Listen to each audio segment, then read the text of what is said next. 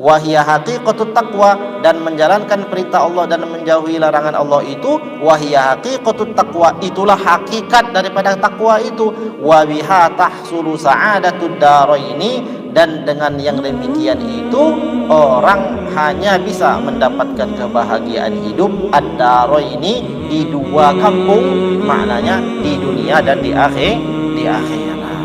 Tanpa itu nggak bisa orang bahagia di akhirat. Bahagia di dunia mungkin saja bahagia, namanya orang di dunia kan kadang kalau dia nggak memperhatikan aturan terserah dia kan. Jangankan sesuatu ayam yang terkena darah tidak dicuci, mentah saja mungkin dimakan bagi orang dan dia bahagia aja terus tuh, sehat badannya kalau hanya untuk dunia. Tapi dalam akhirat nggak bisa. Nah, kalau orang mempelajari ilmu fikih lalu dia mengamalkan ilmunya, itulah jalan untuk sampai pada kebahagiaan hidup ad-daraini, di dua dunia, yakni dunia dan akhirat. Nah, itulah faedah belajar ilmu fikih. Kemudian yang keempat, fadluhu, keutamaannya. Dallatil ayatu wal ahaditsu ala annahu afdalul ulumi ba'da ilmi tauhid. Telah jelas di dalam Al-Qur'an, juga jelas di dalam hadis-hadis Rasulullah, annahu, bahwa ia ilmu fikih afdalu, paling afdal, al-ulumi, yakni ilmu yang paling utama ba'da ilmi tauhid, setelah ilmu tauhid. Jadi ilmu itu ada pangkat-pangkatnya juga ibu sekalian. Generalnya ilmu tauhid. Apa ilmu tauhid itu? Ilmu mengenal Allah. Allah itu ada berapa? Allah itu satu, esa. Bagi orang yang mengatakan Allah itu lebih dari satu, maka kelirulah itu. Maka kita katakan Allah itu ahad, Allah itu esa, ya, tiada berbilang. Ilmu-ilmu yang mempelajari hal yang demikian, yang mempelajari tentang sifat-sifat Allah, itu namanya ilmu tauhid. Dialah generalnya ilmu, pangkat tertinggi di dalam ilmu. Setelah itu selesai, kita sudah beres dengan urusan dengan Tuhan. Maknanya kita insya Allah sudah kenal Tuhan kita. Kita tidak mengatakan Allah itu lebih dari satu. Kita yakini Allah itu ahad. Kita yakini Allah itu maha mendengar, maha melihat. Allah itu wujud, ya. Allah itu kekal, tidak akan pernah habis masanya. Allah itu yang paling awal, sebelum segala sesuatu ada, Allah adalah ada. Allah yang menciptakan manusia juga, ya, Allah yang menciptakan perbuatan manusia. Kita sudah selesai belajar itu, maka pangkat yang kedua untuk benar dalam hal menjalankan syariat, maka adalah di dalam urutan kedua itu adalah ilmu fikih lah yang paling tinggi setelah ilmu tauhid. Dikatakan di sini dallatil ayatu wal ahaditsu ala annahu afdhalul ulumi ba'da ilmi tauhid. Telah dijelaskan oleh ayat-ayat Allah, kemudian hadis-hadisnya baginda Nabi, bahwasanya ia ilmu fikih adalah ilmu yang paling mulia ba'da ilmi tauhid, setelah ilmu tauhid. Ya, sebelum ilmu tentang lain-lain lah, ilmu tentang macam-macam selain ilmu fikih, itu ilmu fikih dulu. Kita udah rajin sholat, khusyuk sholatnya, tiba-tiba toharohnya salah, umpama ya. Kita udah sholat dengan khusyuk, tiap azan langsung sholat umpamanya, sampai tidak kehabisan waktu orang sholat. Tiap hari sholat 5 waktu, tambah lagi sholat tahajud. Ternyata wudunya kan nyampe siku basuhnya umpama kan, atau ternyata dia wudu masih ada bedak di wajahnya. Nah, seperti itu. Ternyata wudunya nggak sah. Kenapa? Begitu sampai air ke wajahnya, air yang ada ini langsung berubah hukumnya. Kenapa? Karena bedaknya belum dicuci dulu. Begitu juga lipstiknya. Akhirnya orang sholat anggap ya udah wudhu, ternyata wudhunya bukan wudhu yang sah. Ini ilmu fikih, ya. Jadi betapa pangkatnya ilmu fikih itu utamanya. Kemudian yang kelima, nisbatuhu, nisbatnya, yantasibu ilal ulumi syar'iyyah. Nah, jadi ilmu fikih ini digolongkan dalam ilmu syariat. Jadi ilmu itu gini, ada 3 minimal garis besarnya ilmu.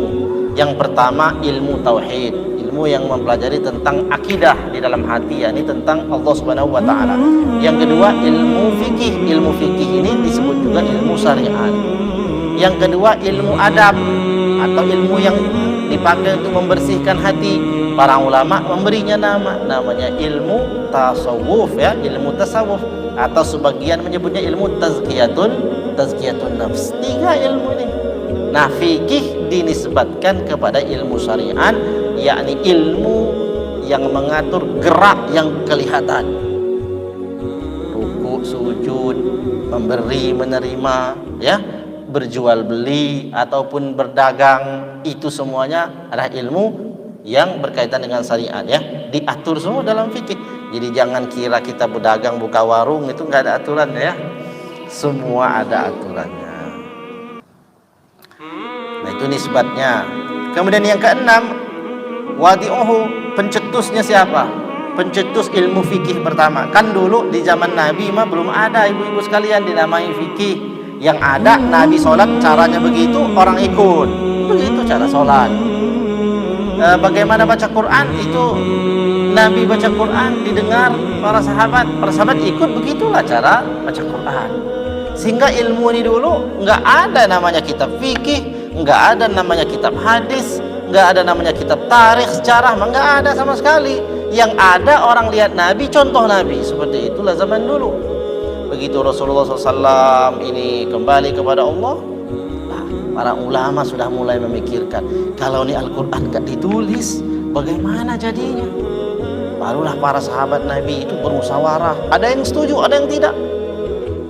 Sebagian sahabat mengatakan tidak mungkin kami akan melakukan sesuatu yang gak dilaksanakan Nabi.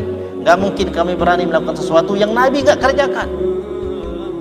Termasuk dulu debat dulu, mau nulis Quran. Dulu kan para sahabat tuh hafal Quran, ya, 30 juz di dadanya. Tapi berpikirlah mereka para sahabat, nanti generasi selanjutnya bagaimana kalau ternyata Al-Quran gak mereka hafal. Lalu berdebat. Sebagian sahabat mengatakan tidak berani menulis Quran itu, kenapa? Nabi gak kuat, takut salah. Sebagian sahabat mengatakan demi Allah ini baik, ya, demi Allah ini baik, meskipun gak dilakukan Nabi, tapi ini baik, maslahatnya besar. Anda yang gak ditulis bagaimana?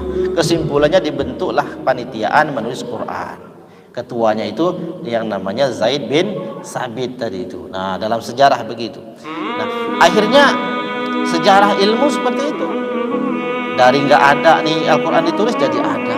Akhirnya kemudian kalau Quran ditulis, bagaimana kalau hadis Nabi yang ditulis? Belum ada dulu. Yang ada para sahabat banyak, ada Abu Hurairah nyimpan berapa hadis, ditanya, oh 4.000, nyimpan dari mana? Bukan di dalam tasnya, itu tidak ada di kepalanya.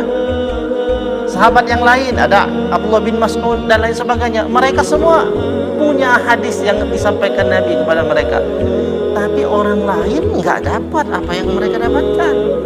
Akhirnya mulailah juga para ulama itu merintis menuliskan yang namanya hadis di dalam kitab-kitab hadis. Barulah lahir ada namanya kitab sahih dan lain sebagainya, dan seterusnya sampai kita ini bisa baca kitab, bisa baca hadis. Itu akibat ijtihad para sahabat membolehkan menuliskan hadis. Kalau enggak, ya enggak benar kita. Nah, awal orang imam yang menggagas ilmu fikih dibukukan dalam bentuk buku. Kalau dulu seperti yang saya jelaskan tadi itu, bahwa orang sholat begitu caranya, Nabi sholat begitu, nanti sahabatnya Nabi lihat Nabi begitu, muridnya sahabat lihat sahabatnya begitu lagi sholat tuh. Begitu caranya, rukunya begini. Maka ada banyak yang beda-beda itu, ada yang beda sedikit itu, ya. Kenapa? Karena memang contohnya banyak, ya, contohnya banyak. Nah, orang pertama yang meletakkan, mencetuskan ilmu fikih, wadi'uhu al-a'immatul mujtahidun, ya. Wa awwalu man allafa fihi imla'an wal Imam Zaid ibnu Ali ibni Husain ibni Ali ibni Abi Thalib radhiyallahu anhum ajma'in. Orang pertama yang menggagas ilmu fikih, yakni yang menulis kitab imla, namanya adalah Imam Zaid, namanya Imam Zaid bin Ali bin Husain bin Ali bin Abi Thalib. Jadi apa namanya itu? Sampai silsilahnya itu kepada Imam Ali, menantunya Nabi. Wa awwalu man allafa fihi tilmizuhu al-Imam al-Mujtahidu Abu Hanifah an-Nu'man rahimahullahu taala. kemudian dilanjutkan oleh muridnya Imam Zaid tadi itu, dialah muridnya yang pertama, yakni Imam Mujtahid, namanya Imam Abu Hanifah An-Nu'man, pendiri mazhab Abu Hanifah atau mazhab Hanafi. Muridnya Imam Abu Hanifah, Imam Abu Hanifah lah kemudian melanjutkan daripada yang dirintis oleh gurunya Imam Zaid untuk menyusun yang namanya ilmu fikih. Lahirlah fikih Hanafi yang paling senior, paling tua. Belum ada Imam Malik, belum ada Imam Syafi'i, belum ada Imam Ahmad, yang paling senior ya. Tahun 90-an Hijrah itu yang punya guru pertama ya ini para sahabat, yaitu gurunya Imam Abu Hanifah. Dari Abu Hanifah ini barulah generasi selanjutnya lahir ada Imam Malik, kemudian setelah Imam Malik itu Imam Syafi'i, dari Imam Syafi'i itu kemudian diteruskan oleh Imam Ahmad bin Hanbal sampai kepada para ulama mujtahid yang menghimpun kitab-kitab fikih. Ini sejarah ya, cerita dulu kan kita mau memakai ilmu fikih dan kita kenalan dulu sama ilmu